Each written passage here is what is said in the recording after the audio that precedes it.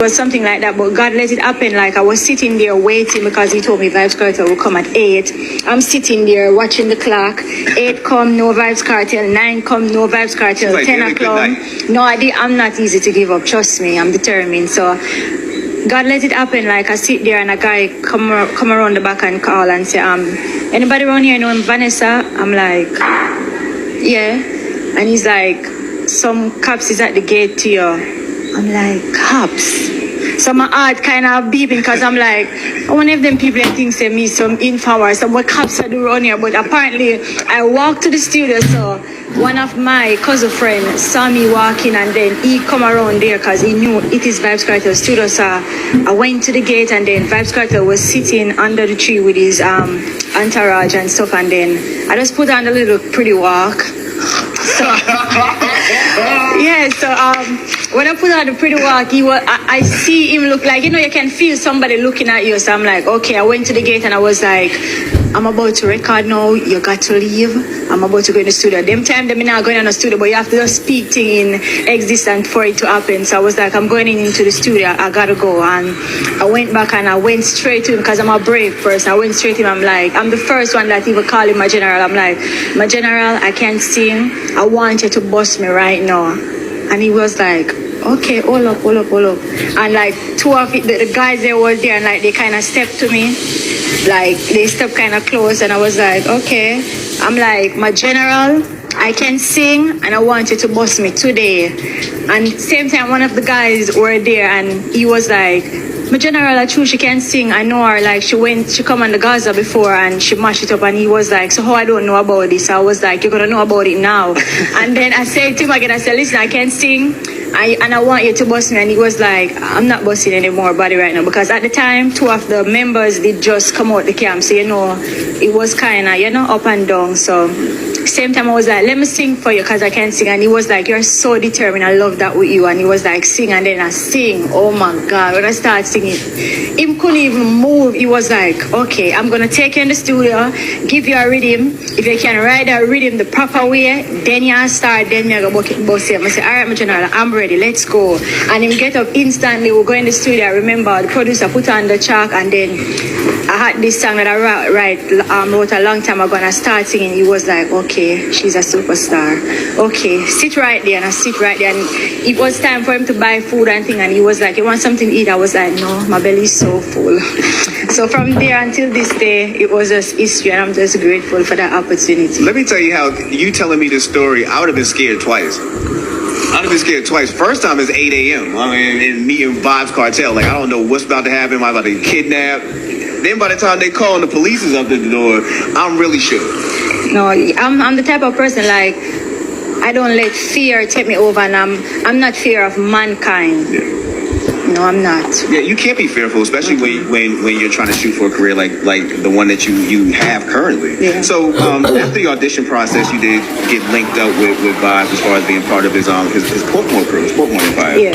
Yeah. So what was it like, being around that kind of energy? Because it was Vybz, it was Popcorn, it was you had a lot of good a lot of good voices around you. Like, what was it like being around that energy? It was great. I want to tell you, it was like one of my best time, I can say, because back then in 2010 you have I was in the group. You have Popcorn, you have Tamale, you have the Marital Family, you have Sean Storm, you have Dosa Melissa, you have Indu Sheba, all of them. So it was a big camp. It's like 13 of us, but I think I did stand up because I did the most collaboration with Vybz Kartel, whether it's on a man's side or a female side. I think we have 17 collaboration together, so it was working non-stop for me, because even when everybody else is at home, I was at studio from Sunday to Sunday non-stop, and Vybz Kartel was at studio with me every single day. So I think I've learned a lot from Vybz Kartel, and I think I've been around him more than anybody else during that time. What's up? Mm-hmm. So you were around during a very crucial time too. Yeah, very crucial time. As we all know that World Boss is locked up right now. He's we always hear rumors that he's coming out soon, but right now currently he's locked up. You were there when everything happened, when the cops crashed down on him. What was it like being part of that scene? And you know, well, yeah, first tell us about what it's like being part of that scene when that happened, and what was it like having to do time? You know, like that had to have been a hard moment. Listen, you know the funny thing about it is, before this happened, like a couple weeks before, police had stopped me and Vybz Kartel, and like I remember we had some weed and the police pulled on. I'm telling you, if I wasn't in the car, they would shoot up the car and kill both Vybz Kartel and the two niggas that was in it. Like the police them just come down on him, and like I had to get out the car so quick. And I remember I had some weed, and they were like, it's Vybz Kartel weed, they're picking up for him. I'm like, no, this is one of my cousin weed, because it was my cousin weed that I get to drop off to him. So I was in the car and was like, oh my God. Then it come back again. They had curfew, they locked him up and they let him out. Everything went fine. I was in my bed, I would never forget that morning, and I got the call. They were like, Vybz Kartel get locked up. I'm like, come off of my phone. Me can't take the drama with you. I'm hang up my phone. Somebody else called me. Your boss just get locked up. I'm like, it's too early. I'm sleeping. Leave me alone. Hang up my phone. Then my phone ring again. Then one of the members out of the camp called me. And Vanessa, them just let lock up the general. We have to go down there. I'm like, calm down. I'm sleeping. Calm down, I'm sleeping. Because I knew the process in Jamaica, so I didn't even take it serious, because they always spread rumors. And then I went back to sleep because, as I told you, I didn't take it serious. And then while I was there sleeping, I actually woke up, and when I woke up, I see a lot of missed call and thing, and I was like, okay, this sounds serious. I turn on the radio, I hear it. I'm like, okay, this is serious. So I start calling around now and say, Cartel get locked up, and everybody's like, yeah, him get locked up, blah, blah, blah. I'm like, okay, because I just leave where Vybz Kartel was, go to studio and everything, and then we go then forget the call. I'm like, okay. Him start go court and thing, them not let him out and thing, so we start the courts and everything. Then I get involved in the case. Yeah. I'm like, okay. So for me, the system was trying to break me, but I was unbreakable. I think as a woman, they were trying to put things in my mouth, like wanted me to say things that I have no clue about. Like they wanted me to lie on Vybz Kartel where there was nothing to lie about. So I'm like, this is so crazy. I remember like when I get the call, like they had my name all over the news every single day. Vanessa Bling, person of interest, please report to the police station. Ooh. Like I remember like my mother phone, like they've been calling my mother, and I'm like, mommy, I'm not going in on a Friday, because you know, officially when you're going in on a Friday, if they lock you up, you're not getting there, because you're gonna be there for Friday, Saturday, Sunday. I'm like, mommy, do not cry. I got this. I'm strong enough. I'm not going in. And then I called my lawyer and I was like, I'm not going in because I know the situation is like, okay, you don't have to. And then I remember I called one of my friends and she was in town because I had to leave my place because I know they were coming for me. So I had to leave, went to town, stay by one of my friends like for 1 week. And to show you how funny it was, I was there for a week and police come there. And they didn't know you were there? They didn't see, I see them, but they didn't see me. So I was like, what is this? And then my friend, like, she's like, Vanessa, you don't have to go in up. But I can feel her, like, she's fretting because if the police come and catch me at their house, they're going to be locked up. And I was like, okay.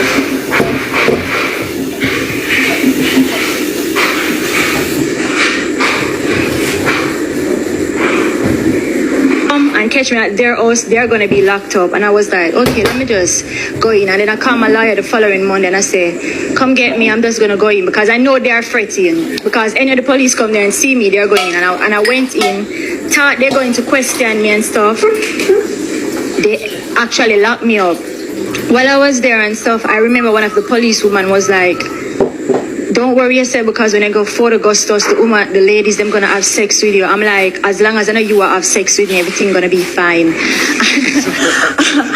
I was there and I was like, this is, I was like, because, no, to be, those times, back then I was so fiery, I was so feisty, I was so rough, I was so I was everything you could think about, and I was like, okay. And I remember like when they take me to Central Jail, where I spent almost 3 weeks on cold concrete. They were so mean to me. Like, woman always fighting me and have a problem with me. I remember like I just got in there, I got locked up, my mother came, bring food for me, and one of the female cops was like, no, we not give her no food. And I remember one of the male was like, why you hate her so much? Everybody's eating, why you don't want she have no meal? And I was like, okay, if she feel like say, if I don't get food, I'm gonna die, you have it wrong, miss. I'm not gonna die. I used to not eating. It's okay, I got this. And the male cops, he actually took out the food and give me and I eat. And I remember like it was so rough. Like when they bring the bucket with food, like they bring the crackers. If now it's 5 of us in the cell, and like it's like a little thing, and then you have the little upstairs and downstairs. But bear in mind, it's like cold concrete. And the same place where you eat, you have to defecate, urinate, all of those madness. And they will bring a big bucket of crackers. And like if it's 5 of us, they bring 5 slices of plantain, 5 single. So you know you have to take out 1 single slice of the plantain with some crackers, and they bring you 1 big bucket of sugar and water, tea. You have to drink that. I'm like, okay. I remember I was there, I pray. I went to court. My lawyer asked for bail. The judge was like, no, she's not getting any bail. I remember I pray. I was like, Father God, if you're not ready for me to leave here, please take me somewhere where I can get bed. And I remember I go to court and they call up my name in the court and like, Vanessa, you're going to transfer. I'm like, transfer. Then I asked the one of the cops, where am I going? And he said, Fort Augustus. I'm like, damn. At that same time, I think about my mom because, they describe Fort Augustus. It is so rough. And I remember when I was going out and my mama heard that I was going to Fort Augustus, she started crying. I was like, mother, I got this. Your daughter got this. Be strong. And I went there. I went to Fort Augustus and like, it's like, the guards there, they went down there and tell the girls that I was coming. Oh my God. So when I stepped down there, it's like I went to a show. You know, like when I went to the show and you hear, introducing Vanessa, bling, and that whole heap of excitement there. I'm like, okay, where am I at? Am I coming to corridor? Is a show? I went there, I have my dam. I locked the dam, like it was like 26 girls of us in one dam, but it was big. So you got bed there. Bear in mind, I asked God to take me off this concrete and he put me on this bed. So I went there. I started going church because they have church. They have Sunday church, Saturday church. But I went to Sunday church because I'm from a Pentecostal background. The girls actually there, they want to do everything for me. Like all my panties, they want to wash. I was like, You can wash everything else, but not the panty. And it was so cruel there. Like, they treated the girls them so bad. Like when you have fight there, like the police them and the guards, they will never come until fight is over. Because for them, they say when they receive you, they receive a body. That's the thing. When I just get there, they say, welcome, we receive a body. I'm like, receive a body. So that for sure you say them don't care if you're dead or not. Because you're already dead to them any which way. So while I'm there, I keep praying. I was like, okay, Father God, you take me off the cold concrete that I asked you for. You put me on bed now. It's time for me to go home. My lawyer, I remember like I spent so much money trying to get this appeal and they will not give me the appeal. I remember coming down to Christmas because my mom born Christmas Day. I was like, okay, I'm going to get out of here Christmas. End up I never get out. Went back to court. The time when I was not expecting it, that was the time I get released. Bear in mind, I get released. It's like I'm still in prison.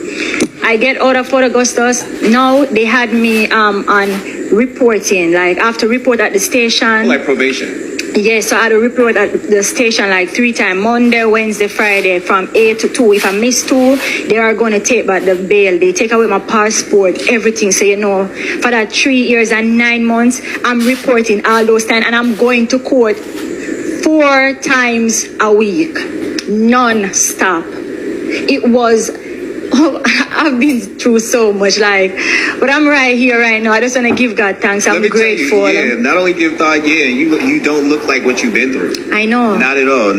Because you got out of prison, you were able to fight your case. Yes. And you did receive a blessing, which is a new situation here in the States. Yes. Yeah, you have a new album out right now. Speak to us about the album. Still Standing. A lot of persons ask why you name the album Still Standing. You want to hear the story? Yeah, so I've been through a lot. So despite everything that I've been through, I'm still here. I'm still standing strong. So I say, you know what, let me name the album Still Standing. And if you're listening to it, the album is speaking about my life and everything that I've been through. It's like a storyline. Yes. That's dope, man. And you congratulations to you. I know it entered in the Billboard Top 10. Yes, thank you very reggae much. charts.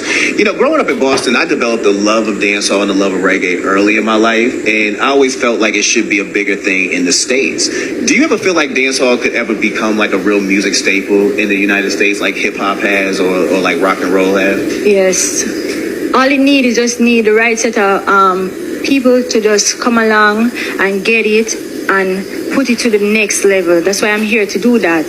All it takes is the right team that's going to believe in you, and you just have to work hard and take this thing serious. Yeah, we came pretty close, because at the point where you saw Sean Paul and Beanie Man and Shaggy definitely cross over, you would have thought it would have took, it would have carried a lot more people with it. Like even with Elephant Man, like I remember first time seeing Elephant Man on MTV, it blew my mind. I'm like, yo, this went from a tape to this man's on MTV. Yes. And now we're in 2018 and it's like crickets. You know what I mean? Like that's crazy to me. It is. Hopefully you are a new standard here, when it comes to the music. And I haven't had a chance to listen to the project, and I'm loving a couple of the records, matter of fact. I love the fact that, again, you easily can blend in, like how they'll take a dub plate in dancehall. You can blend in over any kind of track. You know what I mean? And I think that's smooth, like, beyond smooth. Thank you, man. Thank you. I love that. You had mentioned that you were actually riding with weed the first time that Vybz was pulled over by the cops. Have you ever consumed? Are you a consumer of cannabis? No, I don't smoke and I don't drink. Really? Positive. Now, the drinking part I'm cool with, but the weed part, we can discuss this because you're from Jamaica. A lot of people always say about, you're from a rough crew like that, and especially from Jamaica, you don't drink, you don't smoke. I don't do none of those things. Don't drink, don't smoke. That's what I'm saying, because it wasn't like you was in the nicest crew on earth or nothing like that. Like even like how you met Vybz. You know what I'm saying? I'm sure he was smoking like 8 splits at a time. He was. Trust me. What is your favorite memory of Vybz?